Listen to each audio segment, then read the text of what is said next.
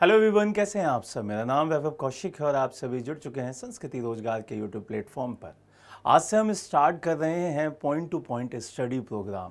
अब इसके तहत क्या करेंगे हम लोग, इसके तहत हम उन अहम मुद्दों को उठाएंगे और उन अहम पॉइंट्स को उठाएंगे, उन अहम टॉपिक्स को उठाएंगे जो हमारे चर्चा में रहते हैं।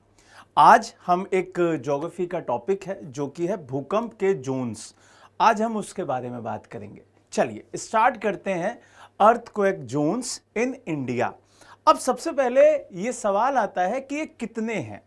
दूसरा सवाल आता है कि अर्थक्वेक क्या होता है। तीसरा सवाल आता है कि उसे मापते कैसे हैं। और चौथा सवाल आता है कि वो कौन कौन सी वेव्स हैं जो अर्थक्वेक में हमें पढ़नी पड़ती हैं। एक एक करके सारी चीज़ों को जानेंगे, एक एक करके सबके बारे में बढ़िया से समझ लेंगे। सबसे इंपॉर्टेंट सवाल यहाँ पे ये है कि अर्थक्वेक होता क्या है। तो यहाँ पे इसे हिंदी में कहते हैं भूकंप। मतलब जो आपकी धरती है उसमें कंपन होना, मतलब जो आपकी भू है उसमें अगर कंपन हो रहा है, वाइब्रेशन हो रहा है, उसी को हम भूकंप कहते हैं।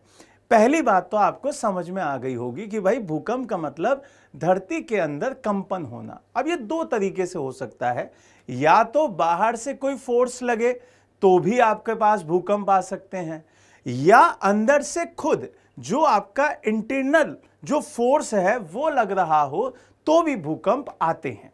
क्लियर हुआ। अब आता है दूसरा सवाल कि भाई कितने जोन्स हैं। तो हमारे भारत में अभी तक 5 जोन्स थे, लेकिन अब यहां पे एक जोन और बढ़ा दिया है।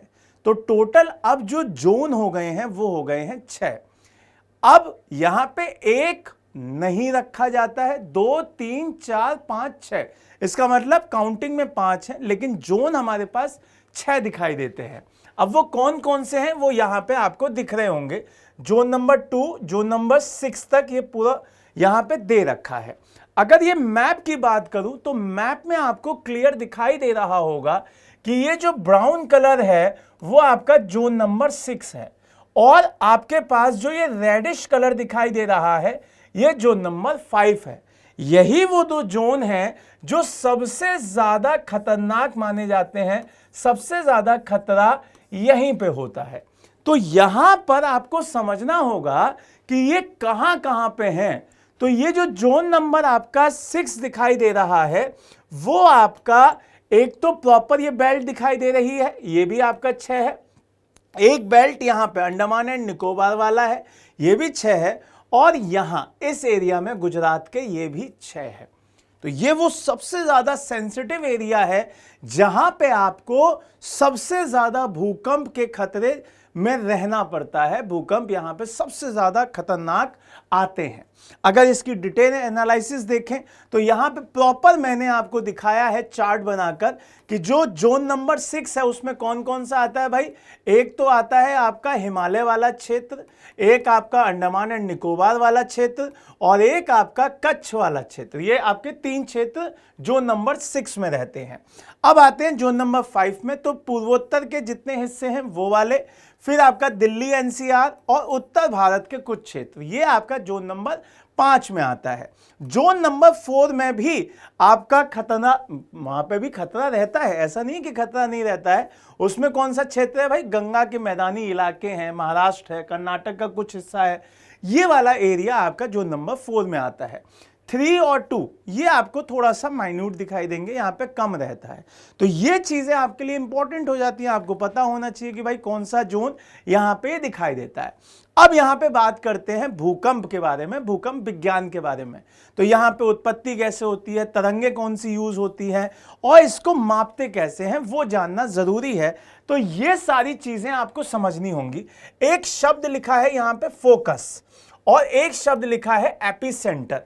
एपिसेंटर वो पॉइंट होता है जहां पे हमें फील होता है, धरती के ऊपर वो पॉइंट जहां पे सबसे पहले फील होता है, और ये फोकस के सीधा ऊपर होता है। फोकस वो पॉइंट होता है जहां से भूकंप जनरेट होता है। भूकंप यहीं से स्टार्ट होता है, यहीं से इसकी शुरुआत होती है। और जो एपिसेंटर है ये फोकस के एकदम ठीक ऊपर होता है, यहां पे फील सबसे पहले किया जाता है, ये बात ध्यान रखिएगा। ये चीज क्लियर हो गई। एपिसेंटर फोकस बहुत बार आपके एग्जाम में पूछा गया है। यहां पे 3 तरीके की वेव्स यूज होती हैं, वो आपको पता होनी चाहिए। एक होती है प्राइमरी वेव्स जिसे हम पी वेव्स कहते हैं, एक होती है सेकेंडरी जिसे हम एस वेव्स कहते हैं, और एक होती है आपकी सरफेस वेव, इसी को हम लोग लव वेव्स भी कहते हैं। इसका नाम लव वेव्स भी आपको ध्यान रखना है। अब यहां पर इनका नेचर भी याद रखिएगा कि ये किस तरीके से ट्रेवल करती हैं। तो ये ट्रेवल अपना अलग ही स्वैग रहता है इन सब का। तो ये आपको ध्यान रखना है कि ये साउंड वेव्स की तरह ट्रेवल कर रही होती हैं और ये लाइट वेव्स की तरह। तो ये आपके लिए इंपॉर्टेंट हो जाता है शब्द। दूसरा, इनकी गति सबसे तेज होती है और इनकी गति जो आपकी सरफेस वेव है वो सबसे धीरे होती हैं, लेकिन खतरनाक सबसे ज्यादा आपकी यही होती हैं और इनका प्रभाव कम दिखाई देता है। अब एक सबसे इंपॉर्टेंट पॉइंट कि ये ट्रेवल कैसे करती हैं। तो यहां पर ये सॉलिड और लिक्विड दोनों से गुजर सकती है, लेकिन जो आपकी एस है वो आपकी सिर्फ सॉलिड में, मतलब एस सिर्फ एस में ही ट्रेवल करती है। दूसरा, आपका जो सरफेस वेव है वो पृथ्वी की सतह पर यही चलती है। तो यही एक ऐसी वेव है जो सबसे ज्यादा खतरनाक है, सबसे ज्यादा तबाही यही लेके आती है। लास्ट में एक दो चीजें और कि भाई भूकंप को मापते कैसे हैं, कौन से यंत्र यूज किए जाते हैं। तो आपने पढ़ा होगा सिस्मोग्राफ, तो भूकंप रिकॉर्ड करने वाला ये यंत्र रहता है। और एक आपने रिक्टर स्केल भी सुना होगा कि भूकंप की जो तीव्रता है वो इससे मापी जाती है। तो ये दोनों आपको कंफ्यूज ना करें, तो ये भी आपको पता होनी चाहिए। अब आखिरी में जो उत्पत्ति से मापन तक का पूरा सेगमेंट रहता है वो भी समझ लीजिए। सबसे पहले यहां पे फोकस से एक ऊर्जा ऊपर उठती है, ऊपर जाती है, तो यहां पर एपिसेंटर पे वो फील होती है।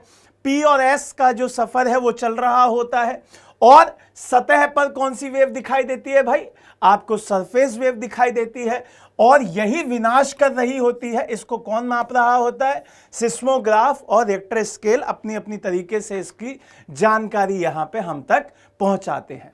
अब ये पूरा का पूरा जो हमने आज जाना, वो पूरा का पूरा सिनेरियो किसका था भाई, वो भूकंप का था। हमने यहां पे इसकी सारी की सारी जानकारी देने की कोशिश की है कि भाई क्या क्या चीजें आपसे पूछी जा सकती हैं। जोन्स पूछे जा सकते हैं, वेव्स पूछी जा सकती हैं, उनका नेचर पूछा जा सकता है, उनका एरिया पूछा जा सकता है, उनके यंत्र पूछे जा सकते हैं, वो शब्द पूछे जा सकते हैं। उम्मीद है ये जानकारी आपके लिए काफ़ी बेनिफिशियल रहेगी। नए टॉपिक के साथ दोबारा मिलेंगे, तब तक के लिए मुस्कुराते रहिए, नई नई चीज़ें सीखते रहिए, और एक क्वेश्चन का जवाब कमेंट बॉक्स में ज़रूर दीजिएगा। सबसे ज़्यादा हार्मफुल कौन सी वेव होती है? बहुत आसान है, उम्मीद है आपको आंसर याद भी हो गया होगा।